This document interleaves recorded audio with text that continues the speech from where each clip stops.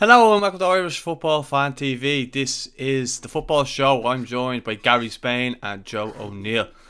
I suppose the top story of the week, Joe, I'll come with you first. Harry Kane missing training and it looks like he's trying to force a move to Manchester City. What are your thoughts on this?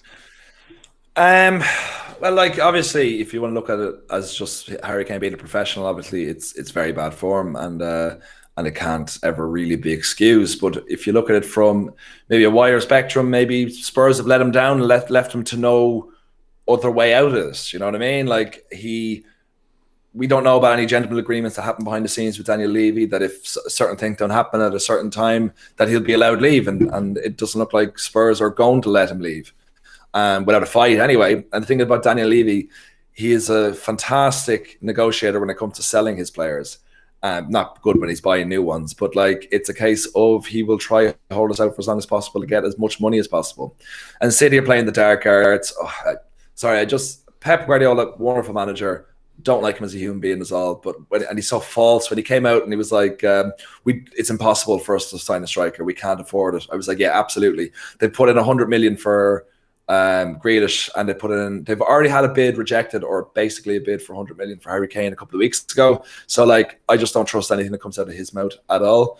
But I can understand to an extent of why it's gone to this stage, because if he's been promised he's allowed to leave, and Daniel Levy is basically doing everything he can to stop it, because he'll say he has a contract here, it's 2 more years, but we all know modern age that the contract isn't worth the paper it's signed on. So although it's not great that Harry Kane is doing what he's doing, I can kind of understand a little bit that he's putting everything on the line to get that big move. Because I don't know, like I remember Seamus Coleman a couple of years ago when United were in from, I think it was when David Moyes left, and he did want to leave at that time, but he said the That was chairman said you Baines, I have to think. put.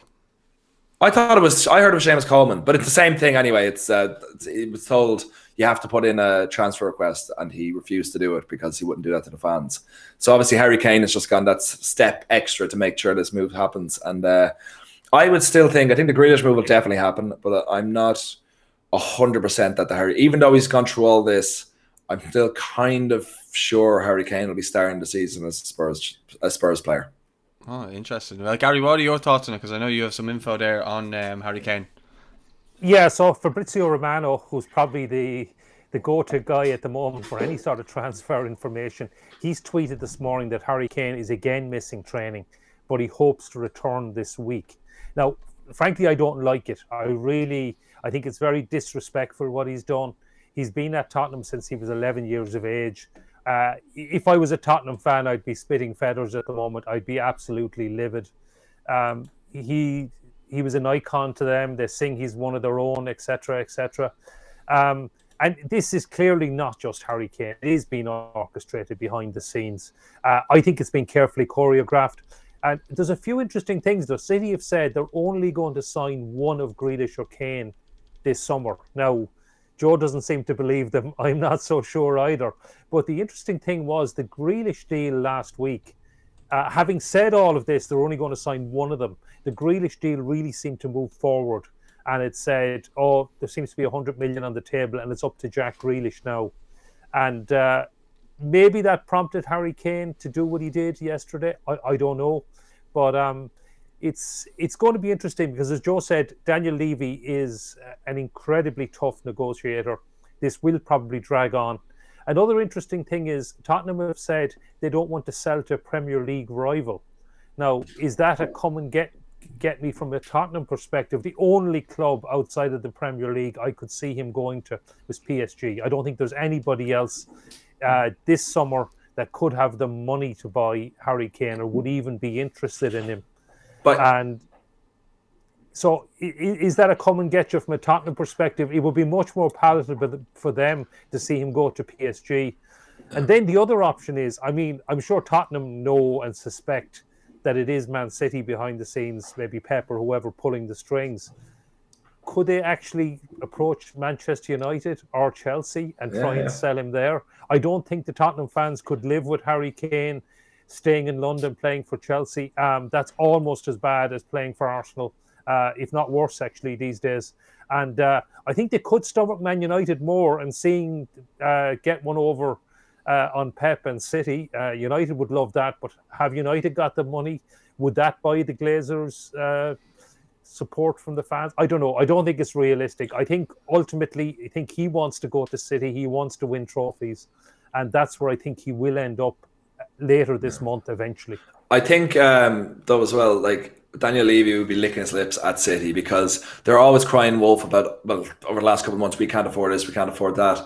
And we've seen everything that comes out about FFP and how the Premier League have been basically suing them for the past 2 years. All these things under wrapped. So I think I'd love to actually be in that negotiation just to see Daniel Levy just being like, no, I want 200 million. No, they say we can't afford it. Yes, you can. Like, look what you're doing. Give me 200 million for Harry Kane or else he's not going. I have him in a 2-year contract. I'll sell him next season for a lot cheaper. That's fine. But you give me 200 million or else he's not going. I think if he does go, I hope it's Neymar sort of money, because I just want City to really be taken to the cleaners over this. Because I think we discussed this last week. I don't know how good Harry Kane would be at City because Pep Guardiola has never played with a recognised like number 9. Really, it's always been a kind of a false sign. I know Harry Kane's a bit more of a ball player, but I think if he goes for 160 to 200 million, I think that's a huge risk for someone who's 28 with the injuries he has. I think that will be a huge risk. I think Grealish is makes more sense, that sort of player to come in, like better with the ball at his feet, can like take it from the back to the front very quickly, and it's very creative. But also, he's not better than a lot of players that they already have. So, and he's also a bit older. I keep thinking he's like 21, but he's actually 25. So even though these two players coming in are top quality, I'd be very interested to see how they will fit in. And I don't necessarily think it'll put them straight away into unbeatable. I think if Harry Kane is obviously the one, if it hits perfectly and it works in, like obviously he's going to get 30 goals, probably break the Premier League goal scoring record. But if it doesn't work out perfectly, because Guardiola does not have the best track record of signing players, really, not compared to someone like Klopp, I think it could even like shorten the gap. So I think there is hope for everyone else. I don't think, even though they might get these two players, I think Grealish definite, Harry Kane most likely, but I wouldn't be surprised if he stays at Spurs. But I don't necessarily think that it's a foregone conclusion that they're going to win all 4 trophies.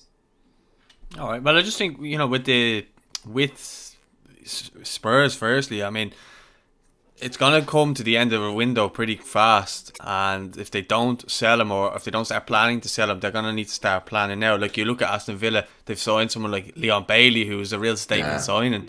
It looks like they're planning for life without Grealish now. So if Spurs haven't really done that, they signed that lad Gill, I think, from Sevilla. Don't know too much about him or anything like that, but I think Lamela went the other way. So it's going to be interesting to see over the next, I suppose, week or so. You think he's going to stay? It's not a bad show, but I think I'm not sure. I just think I wouldn't be surprised. I think it's probably 70% likely he'll leave, but I still wouldn't be surprised if he stays. And also, Spurs not signing players might be Daniel Levy doing the dark arts as well, being like, look, we're planning the season with Kane. We're not buying anyone. So if you want to buy him from us, it's going to have to be huge. I think that could be a part of it. And there could be secret dealings going on as well, that if the money comes in, we're buying this player, that player, that player. But I think it's all orchestrated. But Daniel Levy he's made a lot of mistakes in the past. So this could easily bite him in the face. The problem with not signing any players and saying he's staying is if they do sell Kane and it's late in the window, okay, they have 100, 120, 150 million to spend. They get fleeced, yeah. But, the same as the Gareth Bale. When they sold Gareth Bale, they got absolutely fleeced, and basically they wasted the money. But so he's brilliant at selling players. You can go back to Berbatov and everything. He can get great money, but not necessarily, as Joe said, at buying them and possibly leaving himself open to be fleeced. Now, Harry Kane is going to be very difficult for them to replace. But and particularly with Spurs, with the debt they have in the new stadium. But their fans, he's got a really, really unhappy fan base at the moment. And the other thing he has is, if he decides to keep Kane, I think this is the message that's been given by Harry Kane pretty bluntly at the moment, I may not show up. I mean, so if Harry Kane stayed, now this would be the disaster scenario if he just down tools and stops playing. Now, I would hate to see that, really, and as a football fan in general, I would really hate to see any player do that, particularly one of the top players. But if Harry Kane downs tools, Levy's in a very, very difficult situation then. So It's- that's why I think he may well be getting on to PSG and may well accept 70, 80 million from PSG, Yeah. which would be more palatable for the Tottenham fan base, or maybe get a player back in exchange as well. And that's the other scenario with City. Maybe Gabriel Jesus or someone would go the opposite Yeah. direction as part of the deal. That wouldn't be bad for Spurs if he went. But seemingly, I heard that the first offer, which apparently was official, unofficial, was 100 million plus 2 of 4 players. Sterling, Jesus were 2. I can't remember who the other 2 were. But like the problem is with them buying these players, it's not just even getting them with exchange plus money. Is that not only are they going to like a lesser club, but they're going to have to take a massive wage cut. Because Spurs are, like Daniel Levy, known for very tight with his wage budget. No one really gets, like Kane, the highest earner. I can't even remember what he's getting, but it's basically 200,000 less than what he would get at any other club. And if Sterling or Jesus come in, they'll expect close to 300,000, and that kind of destroys the wage budget. So I think that is the only issue with buying an exchange from Man City, is that it'll cause problems down the line with some of the more senior players who feel like they should be earning the same amount as these guys coming in. Raheem Sterling, I can't see him going to Tottenham. No. He's just coming off the Euros. Yeah.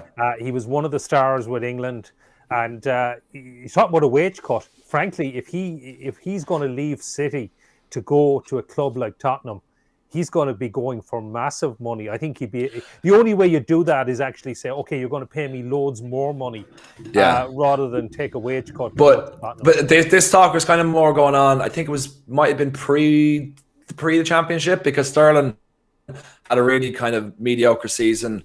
He was supposed to move to Madrid, I think, last year, the year before. It didn't work out, and there was no one really in the market for him because he looked like a fading force. But now you look at him after the European Championships, he was, if not England's best player, one of their top 3, top goal scorer anyway. So I think that one is gone. That's suckered. But I'd say Jesus, and maybe I think Bernardo Silva is up for the count as well. So there's a couple of players there that Spurs could do that be a little bit underwhelming. They won't get the goals, they won't get the fanfare, and Spurs can't afford the wages either. So I think exchange seems to be the way of the future. Fabrizio Romano said a couple of months ago, but it's not. It doesn't work out with wages. I think it'll probably just be money, maybe.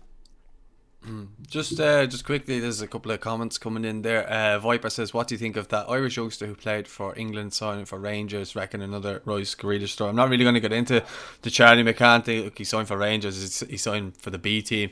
He may go on to be a great player. He may not. So like, there's no real point in talking about him until he actually does something of note. I actually did an interview with him at the Under-17s Championship. He's a nice young fella. He's from Coventry. Signed for Man United, and he's gone to Rangers. Seems to be highly rated. We'll see how he gets on. And then Viper says, I reckon he will, I think he's talking about Harry Kane, leave to Man City or PSG. He won't stay now. Eugene McGee versus Kane, still AWOL. And then Viper says, Eugene, I don't think they are reading the chat with a sad face, but we are. It's just I have to wait for the lads to finish what they were saying. But yeah, they're the comments in so far. So keep your comments coming in as we go through some of the things. I suppose we've gone through being fleeced, and I think this one is obviously going to be next talking point. Is Lukaku back to Chelsea. Everton sold Lukaku to United late in the window and then got fleeced really for a transfer stage, right, to sign the likes of Sigurdsson, who we will not talk about too much, and other players there like that got shafted really. Even Davy Klaassen signed all these players in the same position, similar to Spurs with the Bale thing. But I suppose you're looking at it, Lukaku was outstanding last year. I think he was playing at a club that played to his strengths. I think that's what he had at Everton. I don't think he had that at Man United in terms of because of the way he plays. He was more suited to Manchester United. Whereas if he goes into a club where he is the big fish and people play to him, I think he tends to play better. We all know his first touch is atrocious, but if you get him anywhere in the 6-yard box and he has to attack the ball with his first touch, it's more likely a goal than it isn't. Sorry. So I think Lukaku's had an absolutely unbelievable season. He had a decent Euros as well. But yeah, it looks like Chelsea are back in from. We all know that he supported Chelsea as a child. Well, all these footballers tend to say these things, but it seems as though he has, and he always wanted to be like Drogba. It never worked out for him really at Chelsea, and he signed for Everton, and I suppose kind of kicked on his career from there. Kind of stagnated a little bit. Manchester United went back to Inter Milan, hit new heights again. So I suppose, Joe, would you be surprised if Lukaku went back to Chelsea? And do you think he'd be good for them? Because again, this is, you're looking at a team that are full of superstars, and he may not be the superstar of the team. Yeah, it's not going to happen, first of all, the deal. Because Inter have him down as untouchable, that they're not going to sell him, all this sort of stuff. And it's not because, I don't actually rate him that highly. He does it every so often in international tournaments. He does it in Serie A, but I could do it in Serie A. And but he's just not I don't think he's a Premier League week in, week out standard player. I think he was when he was younger, and he was great at Everton. He was great at West Brom when he was on loan there. But when he goes to be the big fish in the big pond, he just sinks. And unless the team play to his strengths, which is basically give him 50 yards where he can, his first touch put us 40 yards ahead of him, and he can catch up to it. I don't think it's going to happen. I don't think it's a good deal. But also, if he was to go to Chelsea, Man United would probably get, for 100 million, Man United would probably get about 60 million of that, because we're owed 45 million, and I think we have a 10% buy-on clause as well. So if Inter were to sell him, they would basically get no money to buy a new player, and Inter are skint at the moment, and he is their poster boy. So I don't think the deal's going to happen at all. I think it's sort of like Zaha can't leave Palace because we have a 25 or 35% buy-on clause there, so Palace will make no money. And I think the same thing with Memphis Depay, where he never left Lyon, although he would never go to a club as Barcelona if he wasn't a free transfer. But United have like a 25% buy-on clause, so it made no sense for Lyon to sell him, and it makes no sense for Palace to sell Zaha, and it makes no sense for Lukaku for Inter to sell Lukaku. So I just don't think the deal's going to happen.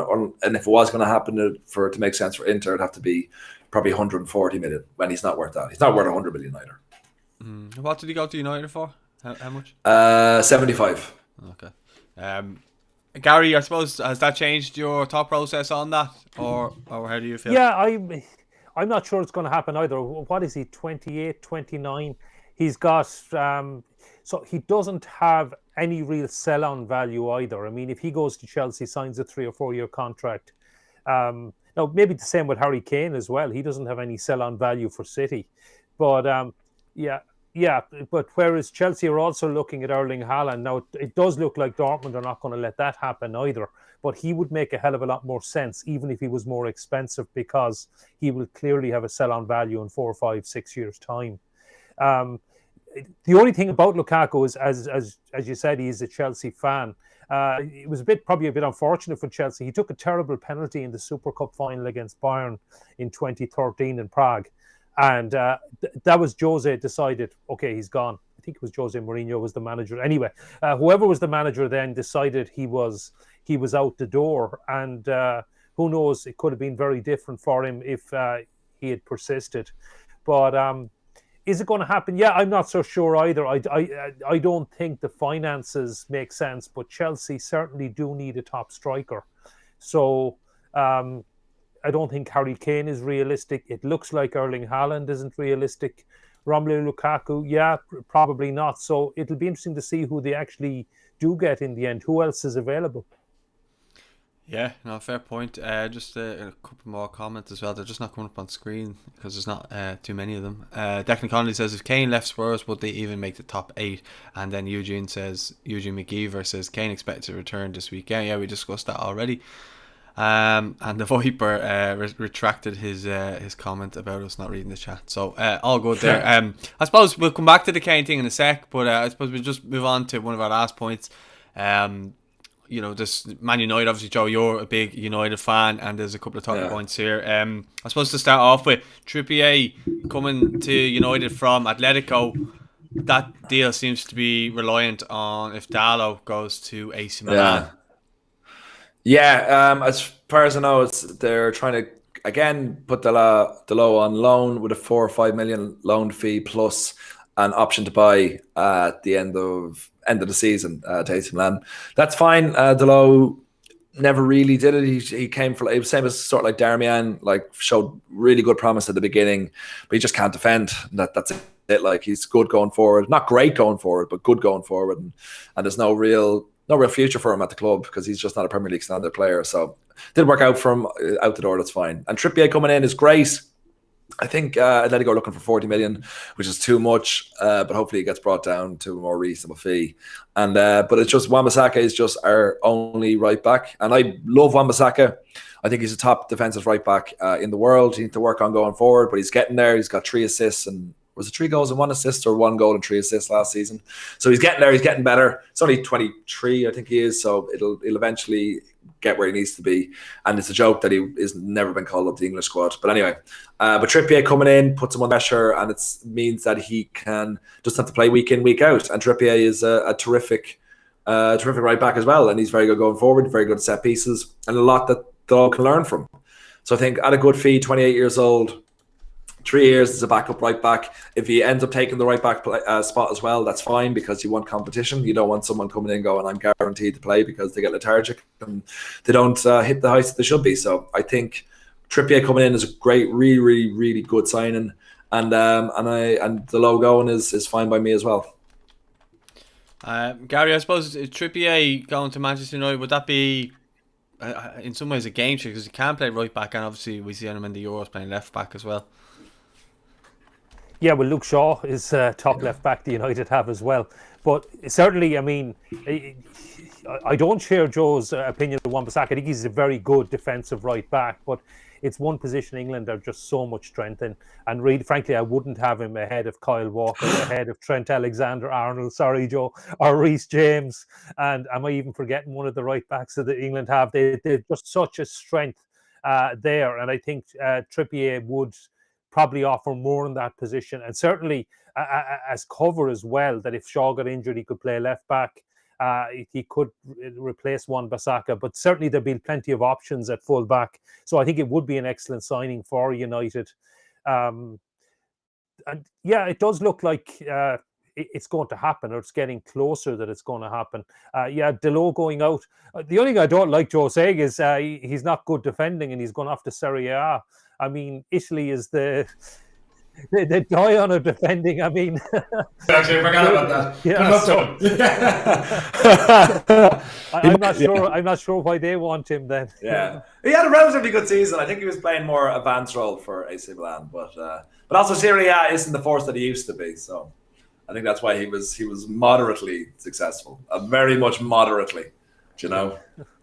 Well, Italy have won the Euros, and there are signs that Serie A is coming back a bit. I mean, Juve will probably feel that there could have been a Champions League there in the last couple of years. So should have been, yeah. Maybe we'll see a bit of a renaissance, particularly when Spain looks like the La Liga looks like it's heading downwards. Oh Jesus, yeah. Well, I would counteract just the Serie A argument, and you look at a lot of Man United rejects that have gone there and actually done well. Chris Small and Lukaku. Well, I'm not saying Lukaku is a reject, because I actually think he's a very good player and a very good goal scorer, but he didn't obviously cut him. Ashley Young.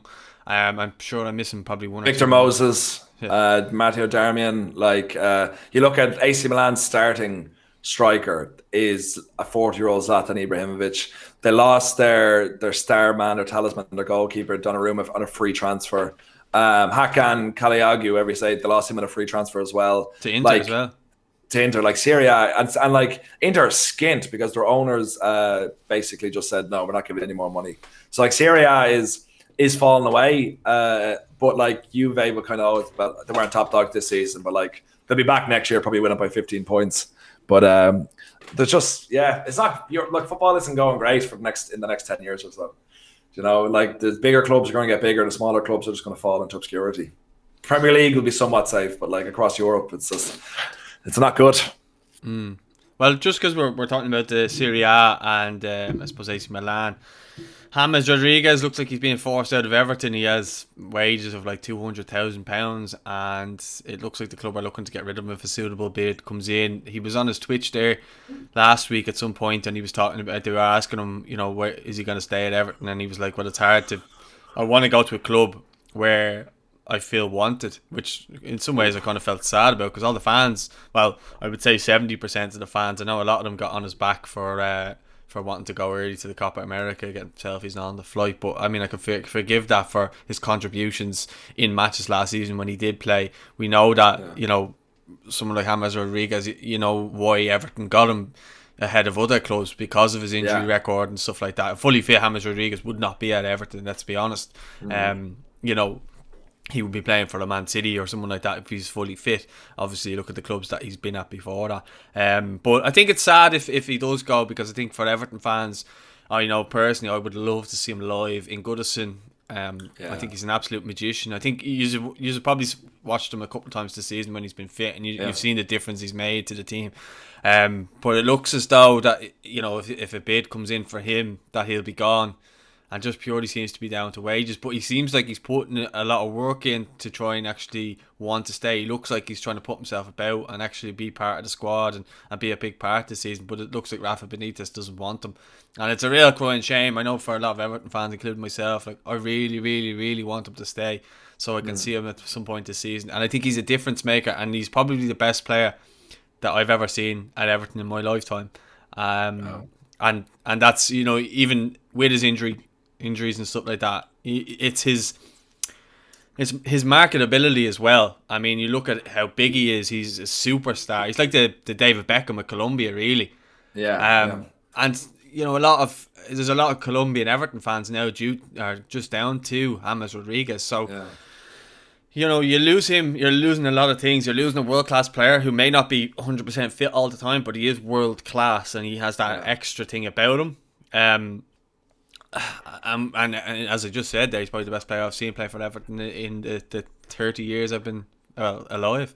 But I think you're looking at him and you lose that marketability, and you're losing a lot of the Colombian fans, although Yuri Mina is still there as well, but he's not James Rodriguez. What do you think, Joe, anyway?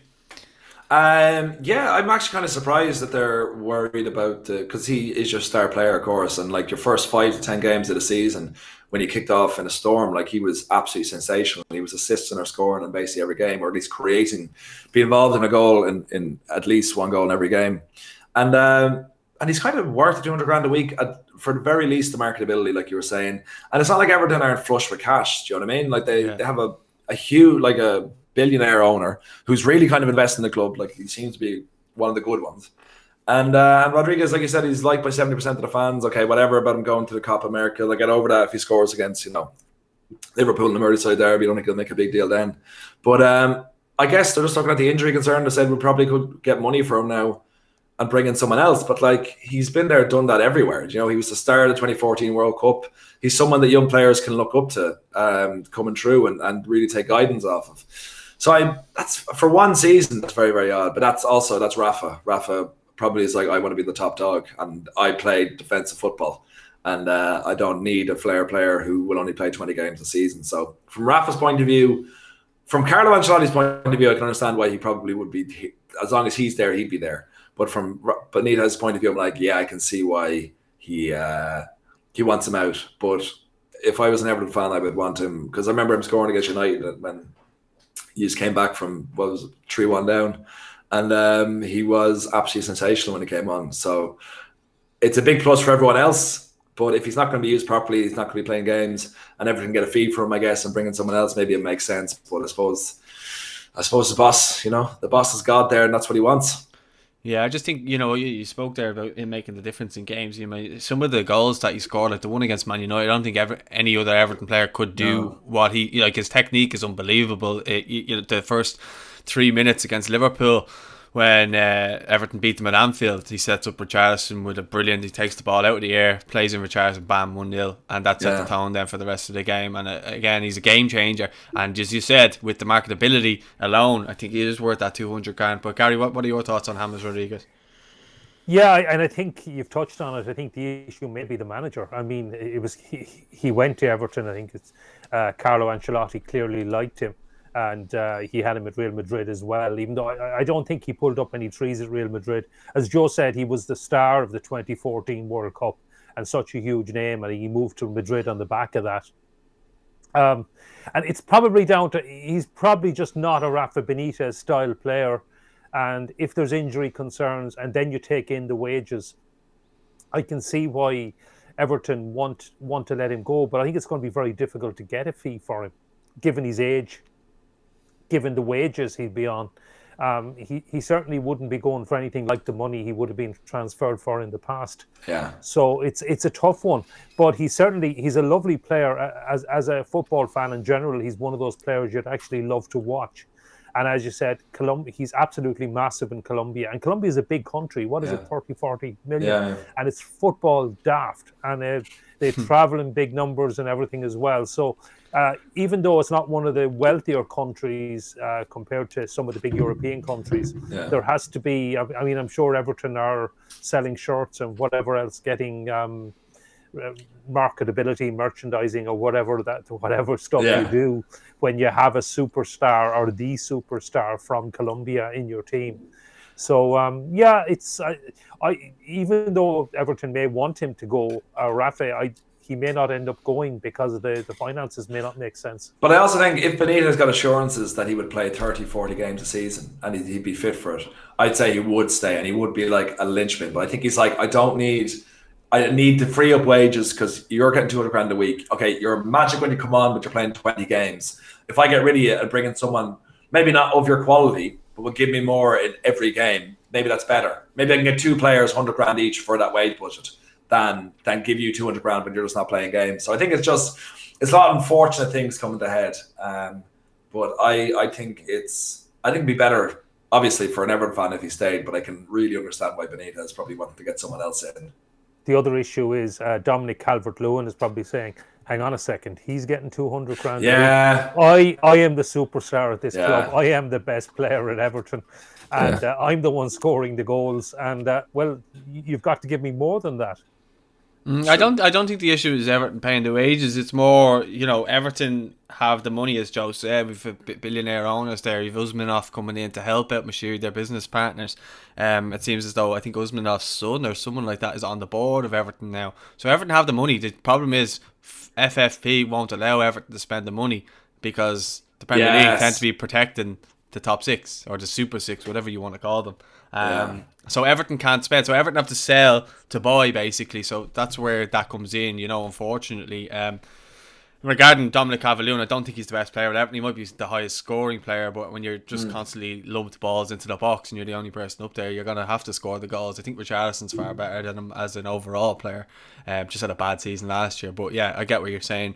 I do think, look, Everton will have to sell. They're trying to sell Gomez and a couple of others. I'd love this sold Iwobi, and then just got in some top quality players because it looks as though Everton are going to lose out on Denzel Dumfries at PSV. It looks like he's going to go to Inter, and there's other players there. Lost out on Leon Bailey as well because that was someone who I know Everton were targeting as well. He's gone to Villa now. Great signing by Villa. So yeah, it's gonna depend on that. Honestly, I'd just love us to sell someone like an Andre Gomez and get someone else in and keep James and get someone similar quality to James who can play. Probably you'd be doing well to get someone of his quality in, I know that, but if you can get someone in like that, because as I said, the money is there. It's just a matter of Everton are pretty much restricted, and I think they will be probably until they move into the new stadium, which the work on the stadium started last week, so all the Liverpool fans are probably snapping because they all said it wouldn't happen. But there you go. There you go. Is there anything else to touch on? I'm just going to quickly check on Twitter if Fabrizio Romano has said anything in the meantime before we just wrap it up. Again, if you want to get your comments in, feel free there before we finish up as well. It says Tottenham are working to complete Christian Romero signing. Matter of time. Official bid on 50 million. From Atlanta, yeah. Yeah. Barca aren't in the race. Romero only wants Spurs. Personal terms agreed until 2026. All I know about Romero, he's very good on Football Manager. The only thing I know is obviously, a bit brain dead if he only wants Spurs over Barcelona. I think that's something to do with doesn't really make sense. I'd agree with you there, mate. I think Spurs over Espanyol would be a mistake at this stage. So then, anything? Granit Xhaka is expected to sign his new contract with Arsenal. Madness. I thought he was going to Roma, but yeah. And then 15 million. I remember 15 million fee was agreed, and you never come back from fee agreed. Like that's very, very puzzling, and I don't understand why they want to keep him. Like, good player, absolutely good player, but like, no, like Arsenal have this habit of, first of all, buying Chelsea rejects, and then just holding on to players that are well past the sell by date. Like Xhaka, I thought 15 million for Xhaka, get him out of there. I good in thought the that was Euros. a good move. Yeah. He's a better player, I think, for Switzerland than he is for Arsenal. That's probably the issue, maybe. Some maybe players they just saw him. Sorry, Joe. Go on. No, I was just going to say, maybe it's the same thing. You have a good Euros. Suddenly it seemed to change everything, even though it's a completely different team, completely different style, where you're more of a linchpin than anything else. And then it's supposed to stand for something, but then you get back to Arsenal, the same old problem. So I think that's, if he's not going to do anything in Arsenal special, I'm just going to say that now. It seems to be one of those things, though. You know, there is players that tend to be better for the national team. I mean, you even look at Northern Ireland. David Healy was unbelievable for Northern Ireland. Absolutely terrible at every club he was at. Every club. Literally every. Well, I don't know. If you looked into the stats, I'm sure he might have been good at someone, but he was never really that great, in my opinion. Romano, just one that we actually spoke about last week was Joe Hart. It's a done deal to Celtic. He's going on 15,000 per week, because I know, Gary, you were talking about would he drop his wages. So in fairness to Joe Hart, he seems to be putting kind of his ego to one side and actually saying, you know what, I'm going to give this one good crack. This could be my final chance of, doing really well here. And I think Celtic are crying out for someone with a bit of experience. And we've, you might not like Joe Hart or whatever, but one thing you can say about him is he's very vocal, very passionate. Yeah. And that's why City fans loved him at the start. I know, he kind of declined as time went on, but I think he is a leader that Celtic will need, and I think he could really reinvigorate his career. What do you think, Joe? Oh yeah, absolutely. I think it's a fantastic move, because you look at, was a Celtic against Midtjylland in the second leg, across the back line, the average age I think was 20. Do you know what I mean? And you put that up, we have Joe, even obviously that was for different circumstances why he ended up like that, but I think having Joe Hart behind any defence just adds that extra bit of strength, because you're looking behind, you're like, this guy capped 80 odd times for England, has won everything in the game. Obviously he's dropped down a level, but I don't think his mind has said that. He'll come to Scotland being like, I want to win everything here. I want to conquer Scotland, and that would be his ego driving him there. I think it's fantastic. Obviously, not a Premier League standard goalkeeper anymore. That happened to the best of us, but I think it's a huge coup for Celtic, and the fact that they got him to drop his wages as well is fantastic. So I think it's great news all around. Yeah, I think it's a win-win, really, isn't it? I think it works for Joe Hart and it works for Celtic, and if he can help Celtic get back somewhat close to the other crowd there, it'll be great. Gary, what are your thoughts on it? Yeah, I think it's a great signing for Celtic, and as you say, the wages are incredibly good. He's still only 34. He's actually a very good, and when I was growing up, he exactly excellent at what a goalkeeper should be, which is stopping shots, cutting out crosses, etc. And I go back to Packy Bonner, who had the Irish goal, and as soon as the back pass rule came in, his career was ruined. And Joe Hart is not a good goalkeeper with the ball at his feet and to pass the ball, etc., around the back. And that could be a problem, because I think that's actually what Celtic do try to do. But Joe Hart is just so far ahead of any other goalkeeper at the club. I think he's nailed on to start, even if he's not the Joe Hart of a few years ago. He's nailed on to start every week for Celtic, and it does show a lot of ambition in his part. He obviously wants to go, he wants to play every week, he wants to win things, and I think he is a great signing for Celtic. I think there are other issues at the club. They are going to need to get other players in, because I think there's a big gap to Rangers at the moment. Celtic fans may not like me saying that, but it is an excellent signing, and it is one step on the road to rebuilding, which it looks like. And another thing we could talk about is possibly Liam Scales to Celtic, who's been such a star with Shamrock Rovers, and he could probably well walk into the Celtic defence at the moment and improve things. I think with Scales, Gary, I watched him play left back for Ireland under 21s against the Italian 21s, who were a really good side, and he honestly, I was worried about him, because I knew he naturally played centre back, but he went in there left back, and solid. You know, every time I seem to watch him now, he seems to get better every game I see him. He's playing left wing back in a kind of like a 3-5-2, which is a new position for him, and he's really excelled in that as well. I think as a centre back, he's a very good player as well. I think he is a really good signing. You look at the age demographic as well. With Scales, 23 in a couple of days. I think it's in 3 days. He's 23. He could be a good signing for Celtic, but my only worry is the last number of Irish players that have gone to Celtic, none of them have been given a fair chance. I look at someone like Leo Connor, who I would probably rate higher than Scales, has not got in at all, and he could play right back, left back, midfield as well.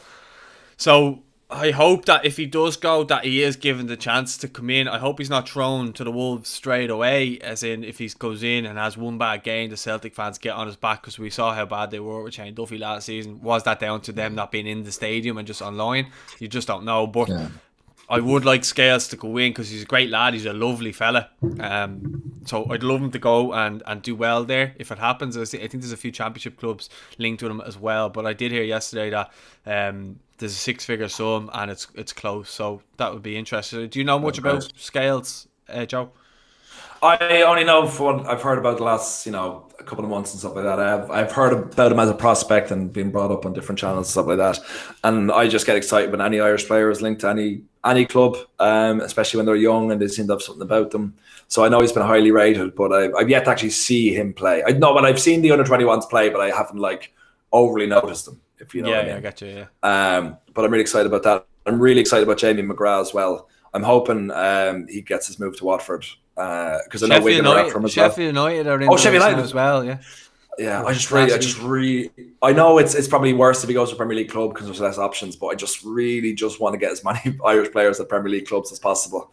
And I think he's a top quality. I think there was a lot about him that I think at the right club with the right manager, because we always have this bad luck that our players get a big move relative to them, because obviously Robbie Keane to Inter Milan is a bigger move than was Jack Byrne to Oldham, but that was supposed to restart, or to Wigan. That was supposed to restart Jack Byrne's career. That was supposed to start Robbie Keane's career. But then manager changes come in. The manager that wanted him leaves, and then everything changes and doesn't work out for him, and then assess their career back. So I'm just hoping wherever he goes next, we need a playmaker. He goes in, hits the ground running, and then something can happen. Well, I think he could be in danger of that with Troy Parrott, because it looks like Russell Martin's going to be going to Swansea, and he's only have to sign a Troy Parrott on loan. So hopefully that's not the case. And he was brought in maybe through a director of football rather than Russell Martin, but he hasn't gone anyway. All I know is that they opened talks with Swansea, and then they have which means it's going to happen. It looks like a done deal, and it's probably bad news for Troy Parrott, as they say. He just gets a bad run of it, doesn't he, Troy? Well, we'll wait and see. Look, but just back to McGrath, I just think I actually would rather him go to Sheffield United, because we have Dizzy there, we have Johnny Egan, and we have Enda Stevens. Yeah, that's true. I just think he'd settle quicker there. And he's been in and around the camp with Johnny Egan in the last camp as well. So I think that would work better than going to Watford. Look, if he goes to Watford and playing the Premier League, amazing. But I think he'd have a better season getting Sheffield United back promoted. Yeah. I think that would be, he'd be coming in full of confidence, and he could be the main man there. He has this coolness about him where he just doesn't look fazed by anything. He's a great lad as well. I can't stress how 99% of our Irish players are actually great lads, like in terms of talking to them and stuff like that. There's no real ego with them and stuff like that. So I would love for him to do that. But I suppose that just to finish up on the one thing we actually didn't talk about, and it's in the title, is Chiellini signed a new deal with Juventus, and it looks like he wants to play in Qatar. So that looks like, I think it's a 2-year deal. And he is looking to get into the car. What a servant he's been to football, and the funniest thing is that people are still using the picture of him pulling back Saka. I've even seen it for the Olympics yesterday for the. They're on it. Yeah, so good. I love so much. He just plays mind games so magnificently. I think the most famous one obviously is him with Jordi Alba before the penalties happened during the Euros as well. It's like, penalties. Oh, which way are we going? Which way are we going this way? And Jordi Alba's like, what the hell is going on here? This is the end to a semi-final. Was it first semi? Yeah, it was to get to the final of the European Championship. And I remember people saying, I wonder if he would have done the same thing if that was Sergio Ramos. And the answer is probably not.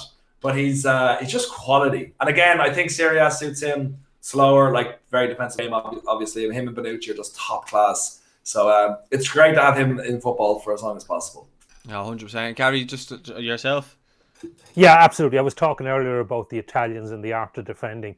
And is there a better example in the modern game than Chiellini and Bonucci, as Joe said? Absolutely superb. It's great news for Italy. I mean, Qatar is only 18 months away. And it looks like that's going to be the Italian starting central defence for Qatar. And what a player, what a servant for football. And great news for Juve and great news for Italy. Just one last thing as well, something we actually didn't talk about. Kevin Zeffi from Shamrock Rovers, the 16-year-old. Oh, yeah. He's gone over to Inter when we were only talking about Inter there. It looks like he's going to sign today. Reports were that he was going to sign today for Inter Milan and be there on a 3-year deal. I think that makes sense because, look, he can go there. We saw it with Ryan Nolan. You know, we had high hopes for him and he didn't really work out. He's at Getafe now with John Joe Patrick Finn. Again, the jury's out on both of them at the minute. But I think with Zeffi, he looks like the type of player that Ireland are crying out for. He's an attacker. He runs at defenders. He takes on defenders. And he can score goals and assist goals. But again, he's 16. He's the youngest goal scorer in the League of Ireland. Gary, you can tell me if I'm wrong with that, but I think he is. Yeah, that's correct with Shamrock Rovers B. In the He first actually... division, he stole the record from a former Limerick player, actually, Stephen McGann.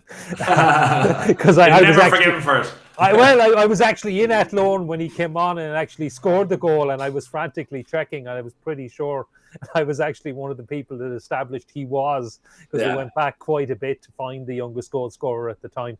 But Kevin Zeffi is a real talent. I know, Paul, we actually talked about him when we watched an Ireland under-15 team a couple of years ago before COVID, and he was brilliant on the left wing. And he is a real talent. His whole family seemed to be moving to Milan, which is probably a good thing. Yeah. And with Brexit these days, remember, Kevin Zeffi can't sign for an English club. And I think we're going to see a lot more of that. We've talked about that before in the past. And it's got to be great to have a young Irish talent going to a top club like Inter. And I think the fact that his whole family are moving is probably a really good thing, because he'll have stability and everything. Because I would be concerned about a 16-year-old moving to, no more so than moving to the UK, which is a big enough step as it is, but moving to a country like Italy, a new language, etc. It's just so much different at 16 years of age. So it's good that his family are going there as well. And he looks a real talent. If he develops the way he has been, he's going to be a superstar, hopefully, for us in the future. Well, I presume he's mixed nationality, though, just Albanian. with Zeffi. Yeah, that's probably the one concern, because now there are lots of Albanian. I mean, I think half the Swiss team are actually of Albanian heritage. His brother plays for Albania. His brother. That's right, yeah. But I'm sure there would be some tug back to... I mean, I think as far as I know, Kevin was born in Dublin. I could be wrong in that, or certainly he's lived here all his life. But his family or his heritage is Albanian, so maybe there might be some pressure on to play for them as well. But he wouldn't do that to us. I hope not. I really hope not, because he has been in our underage setup the whole way, and he's been something that's the FAI are obviously well aware of. He's played for our under 15s, 16s, 17s, etc. So. And there's nothing to say that he's going to leave the Irish setup, and I really don't. But we've been hurt before, so it's all right to be scared. Yeah. I think you'd be okay, but I just, you look at the last two players who have played for Inter. Well, maybe if you exclude Ryan Nolan in that, Liam Brady and Robbie Keane, so he's not in bad company if he can do well there. Look, if he doesn't do well and he comes, when he goes somewhere else after the 3 years, then so be it. But it's just the problem we have with Irish fans is that, like, if we have a prospect going somewhere, it's almost like you're not allowed to get excited for these players going to these clubs. It's like, oh, he hasn't done anything yet. But it's like, so what? He's still going to one of European football's biggest clubs. It's an exciting time when it should be celebrated rather than just going, oh, well, he hasn't done it yet. It's like, okay, that's fine, but we're not going to put the hype train on it. But we can be excited that he's going to Inter Milan, albeit it's probably just going to be the U team. But he is over in Italy at the minute. Like he sent us a video on Instagram of him on a boat in Venice. So he is over there. I think today, himself and Stephen Carr are going to sign the deal. And then he'll be an Inter Milan player probably at some stage today if it's not announced already. Amazing. Just the thing to keep in mind, he hasn't done anything yet. He's 16. I mean, what do you expect a 16-year-old to have done? And the key thing for this, and this is my concern over Brexit, is he's going to be at a top club with top coaching, having hours and hours of contact with top coaches. And no matter what we do in the academies, and Shamrock Rovers probably have the best academy in the country, no matter what we do here, you will not get that level of coaching, that level of development. So Kevin Zeffy has his absolute best chance of making it as a top player by going to a club like Inter, where he'll have the best coaches available. He'll have the best sports science, the best nutrition, everything will be top class there. So that's going to be huge. Hopefully he does make it at Inter. If he doesn't make it at Inter, hopefully he still makes it at a pretty big club. But he looks, and I know, look, the development you need to have from 16 on is still massive. We've talked about this before. The best player in an under 16 team a couple of years later could end up being worse than the worst player if he doesn't develop, because there's so much development has to happen at 16, 17, 18, 19. But your best chance of developing like that is being at a big club with the contact hours, with the coaching, etc. So it is great news that Kevin Zeffy is going to Inter. There are no negatives for this from my point of view. Yeah, well, you actually look at a couple of players that were on that team as well, that 15s team that we saw out in Abbottstown that time. They actually beat an Australian team 2 years above them. And again, if you look at that, like in terms of as a teenager, how massive that difference of, you know, your body, everything is more mature at that age, and they went out and played those Australians off the park. And brilliant football. Credit to Jason Donoghue and Richie Fitzgibbon as well, and Will Doyle. I think it's Will Doyle, who do great work with the 15s and whatever, and instill a great mentality to the young lads. But Cathal Heffernan, I think it is Robert, the Olympian son. Or stepson. He played, went on a trial to Italy as well, and then Sam Curtis as well went to Roma, and Altin Ferzoj as well, who is I think Albanian as well. You probably judge by the name, but they're all Irish underage players, and they are going on trials to clubs in Italy. You know, Roma was the last one for the two lads, but I think Sam Curtis has signed for St. Pat's in recent times, and they have a really good academy as well, and they're producing a lot of young players. So it's between them, Rovers and Bows seem to be producing a lot of good Irish players coming through the academies, you know. That 15 team as well actually went to St. George's Park and beat England 3-1. And if I remember rightly, I think Kevin Zeffy got 2 goals. Certainly they did beat England 3-1, yeah. And Caden McLaughlin as well, who signed the deal at Villarreal, played for them. That's right, yeah. He wasn't there at the time we were there, but he did play in the game against England and scored. So yeah, I think we'll leave it at that. I really enjoyed this chat, and let us know your thoughts in the comments, guys. Huge thanks to Joe and Gary as always for joining. We'll probably be on same time again next week. If you want other discussions for us to talk about, let us know in the comments. Don't forget to like the video. You can follow Joe at Acting Joe on Twitter, and you can follow Gary at Spain Gary, and you can follow myself at Paul Nealon 2508. Yeah,